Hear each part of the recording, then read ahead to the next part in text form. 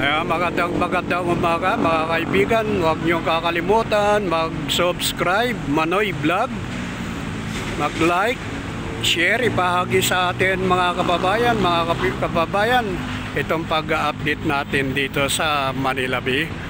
Iniingi ko mga kaibigan ang inyong mga suporta at ibahagi sa atin mga kaibigan para malaman naman nila itong kagarapan dito sa Metro Manila, dito sa Manila Bay. Kaya lang mga kaibigan, ito yung nagiging ordinary na lang ito, itong mga basura na nakikita natin dito. Kapag masama ng panahon talaga ganito mangyayari. Nagiging natural na lang itong mga nakikita natin dito sa tabi mismo ng Manila Bay. Araw-araw naman mayroon naglilinis dito mga kaibigan. Ayun ang mga naglilinis. Sa araw-araw nila na paglilinis nauubos naman, na aalis naman yung mga basura na yan. Araw-araw sila na naglilinis ng ating mga tagapag-alaga ng ating Manila Bay. Ganyan sila mag-alaga araw-araw para yung ating mga kababayan o mga dayuhan na nagpupunta rito sa Metro Manila, na nagpupunta rito sa Manila Bay, ay makita nila yung ganda, linis ng Maynila.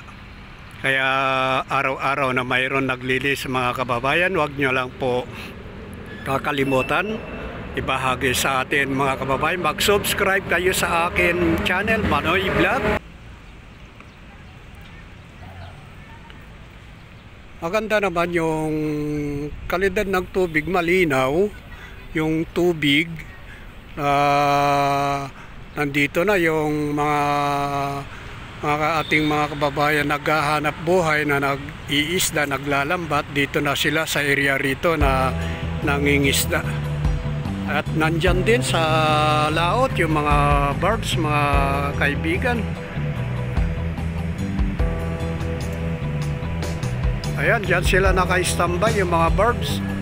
At wala pang go signal na magtrabaho sila dahil nga talagang tuluyan na sila yata na pinahinto.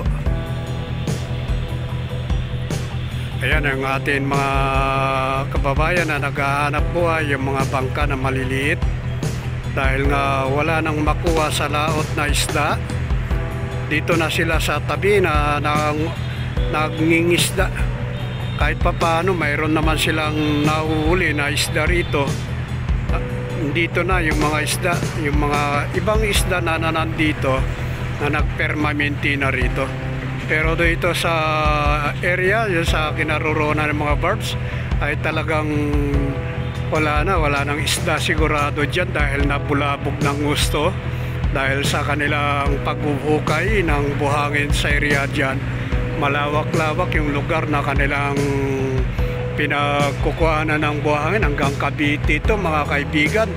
Mula rito sa may pier ng Maynila, yung area na kinukuhanan nila ng buhangin hanggang Cavite.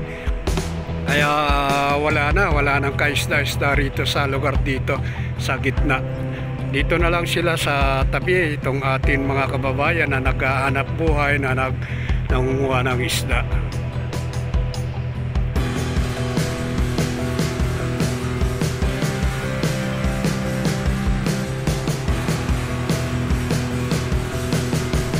Kaya maraming salamat mga kaibigan.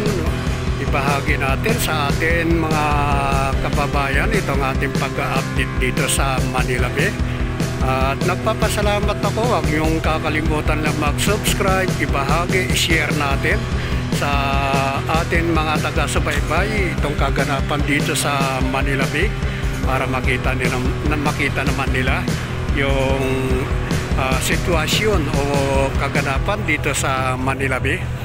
Ang ating mga kababayan na nasa ibang bansa, para malaman naman nila itong atin ina-update mga ginagawa rito sa Manila Bay. Yung kagandahan ng Manila Bay mga kaibigan, dahil nga alagang-alaga naman ang Manila Bay, kaya lang ay minsan hindi natin na-update dahil nga ay ito yung mga basura na nakalutang na yan ay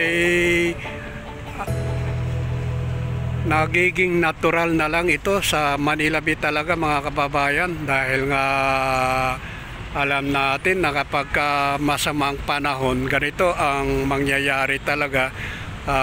Yung mga basura, mga water lily at may kalamidad ay talagang kung saan saan ang gagaling yung mga basura at iba't ibang uri ng mga basura na lumulutang o napapadpad dito sa Manila Bay. Kaya maraming salamat muli sa inyong lahat, mga kaibigan.